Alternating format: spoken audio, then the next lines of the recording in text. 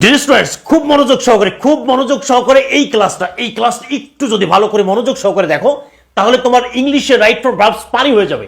তুমি যদি right from ভার্বসকে ভুলে যাও, রাইট ফ্রম ভার্বস তোমাকে কখনোই বলতে পারবে না। জাস্ট এই ক্লাসটা একটু মনোযোগ দিয়ে দেখতে হবে।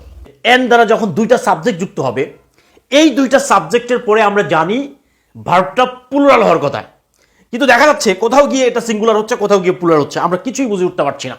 আমার অনেক স্টুডেন্ট বলছে স্যার কিছুই বুঝতে পারছি না, স্যার একটু ব্যবস্থা করে দেন স্যার। এই জায়গাটা আমাদেরকে ফোকাস করতে হবে যে এই যে এন্ড দ্বারা দুইটা সাবজেক্ট যুক্ত হয়েছে। কয়টা সাবজেক্ট? দুটো সাবজেক্ট, একটা হচ্ছে স্লো আর একটা হচ্ছে স্টেডি। আমরা জানি এন্ড দ্বারা যখন দুইটা সাবজেক্ট যুক্ত হবে তখন ভার্বটা প্লুরাল হওয়ার কথা, কিন্তু এইখানে ফ্যাক্টরটা হচ্ছে জাস্ট মনে রাখতে হবে এন্ড দ্বারা যখন দুইটা সাবজেক্ট যুক্ত হবে, ওই দুইটা সাবজেক্টের মিনিং যদি একই হয়, মিনিং বা অর্থ যদি একই হয় বা একই ধরনের হয়, তাহলে ওইটার ভার্ব প্লুরাল না হয়ে ভার্বটা সিঙ্গুলার হয়ে যাবে।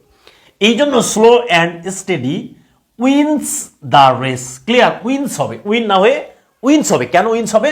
কারণ উইন্স ভার্বটা হচ্ছে সিঙ্গুলার, ভার্বের সাথে এস বা এস থাকলে সেটা সিঙ্গুলার ভার্ব হয়। ক্লিয়ার?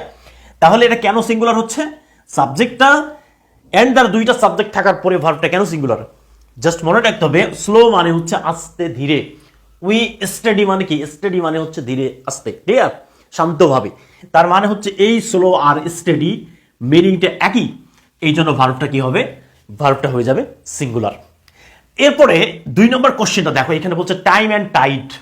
টাইম অ্যান্ড টাইড দেখো তো, এন্ড দ্বারা দুইটা সাবজেক্ট যুক্ত হয়েছে, এই দুইটা সাবজেক্টের মিনিং কি এক নাকি ভিন্ন? টাইম মানে হচ্ছে সময়, টাইড মানে হচ্ছে স্রোত। এই দুইটা টোটালি আলাদা জিনিস। তাহলে কি হবে? তাহলে ভার্বটা কি হবে? প্লুরাল হবে। তাহলে ওয়েট হবে। কি হবে? ওয়েট। তাহলে ওয়েটস কেন হবে না? কারণ এইটার মিনিংটা হচ্ছে টোটালি ডিফারেন্ট। তাহলে মনে রাখতে হবে এন্ড দ্বারা যখন দুইটা সাবজেক্ট যুক্ত হবে, এই দুইটা সাবজেক্টের মিনিং যদি ভিন্ন হয় তাহলে ভার্বটা হবে প্লুরাল, আর যদি একই হয় তাহলে ভার্বটা হবে সিঙ্গুলার। একটা হচ্ছে সাদিয়া আর একটা হচ্ছে নাদিয়া। তাহলে চিন্তা করো, সাদিয়া নাদিয়া কি এক জিনিস? সাদিয়া নাদিয়া কি একই রকম? নো, এটা দুইটা আলাদা সত্তা, আলাদা ব্যক্তি। এই জন্য ভার্বটা কি হবে? এখানে আর হবে নাকি ইজ হবে? তাহলে ভার্বটা কি হয়ে যাবে? আর। তাহলে Sadia and Nadia are two friends. Dear students, এরপরে কোশ্চেন নাম্বার 4, এখানে বলছে the examination and scoring system. Examination মানে পরীক্ষা, স্কোরিং সিস্টেম মানে কি? পরীক্ষা নিয়ে তো স্কোর দেওয়া হয়, তাই তো? এই দুইটার মিনিং কি এক না ভিন্ন? একই রকম। তাহলে কি হবে? এইখানে হয়ে যাবে ইজ।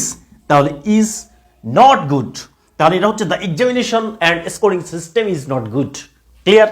এরপর দেখো কোশ্চেন নাম্বার 5, এখানে বলছে bread and butter is my favourite food. Bread and butter, এই ব্রেড আর বাটার, এই দুইটা ব্রেড অ্যান্ড বাটার, এই দুটো সিমিলার মিনিং দেয়। ক্লিয়ার? সিমিলার মিনিং দেয়। এই জন্য কি হবে? এই জন্য ভার্বটা হবে সিঙ্গুলার। ডিয়ার স্টুডেন্টস, এই ক্লাসটি দেখার পরে তোমার কাছে বেসিক ইংলিশটা পানি হয়ে যাবে।